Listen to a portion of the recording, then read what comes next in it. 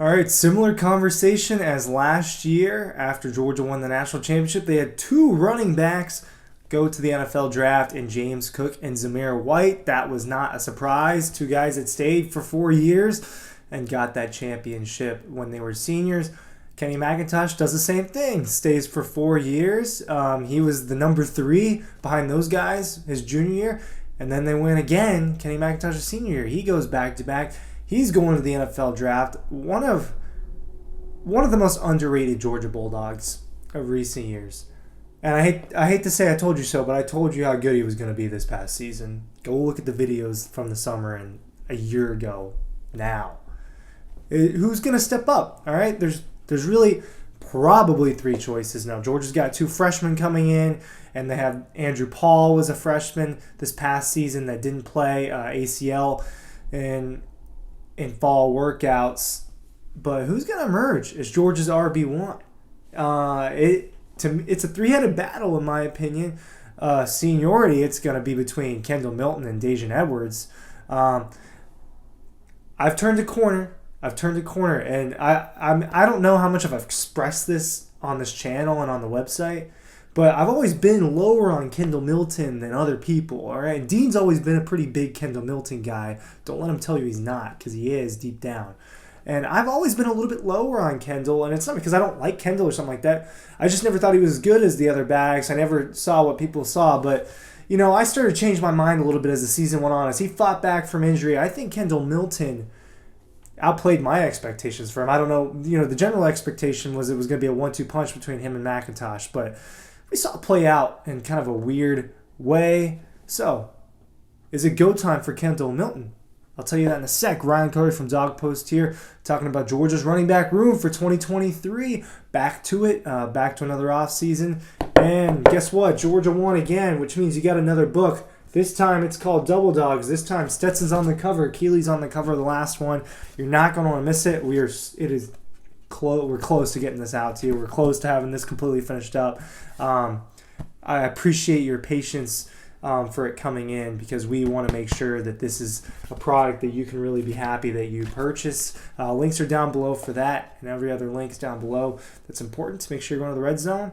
Enough of the plugs. So, Kenny McIntosh, here's what you have to replace production-wise. Rushing. Let's stick to rushing, because that just applies more with the type of backs behind him. 150 attempts, 829 yards, 10 touchdowns. Right? So you're not replacing as much production as you were in this past season when James and Zamir both rushed for almost 1,000 yards. They both had around 1,000 scrimmage yards, right? So that's like 2,000 scrimmage yards you're replacing. This year, replacing about 1,300 scrimmage yards and 12 touchdowns. McIntosh with 2 touchdowns, 504 receiving yards, right? The versatility of Kenny was very important. So it's going to be different this year. Dajan Edwards and Kendall Milton are more bruisers. And that's going to... But so is Branson Robinson. I mean, they're all really physical backs. And it's funny because I'm not calling Kenny McIntosh a physical back, but Kenny McIntosh was a physical back at Georgia, right? Especially in certain moments. I'm thinking about Florida. I'm thinking about the SEC championship. I'm thinking about Oregon. There's a lot of moments. Kentucky. I mean, where I was just like, wow, Kenny can really put the shoulder pad down. That's what you get from Kendall. With Kendall, he was the 3rd leading rusher this year behind Dajan Edwards. Part of that is injury. Kendall Milton has struggled to stay healthy his 3 years at Georgia. Ankle, knee, nothing super serious, but just minor injuries that's kept him off the field or limited his snaps and production on the field. He had the most yards per carry out of the running backs. I mean, he had 7 yards per carry. That stat surprised me a little bit. Now, Dajan Edwards obviously had more production than him, 140 attempts for 769 yards. But I want to go through some of the last. Let's start with Mississippi State, the long 34-yard run.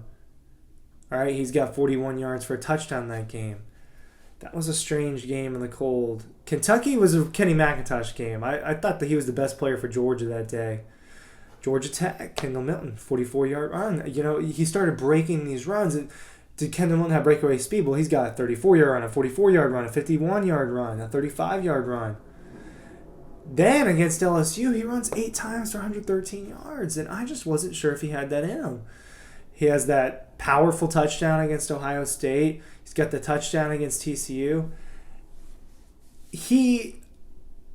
I think he is more talented than Edwards, right?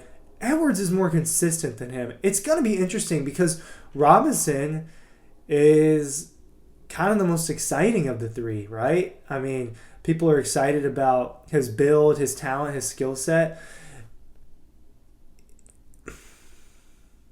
Last year, it felt easy for me to sit here and say, Kenny's clearly like the number one guy in the room. He's going to get the football the most.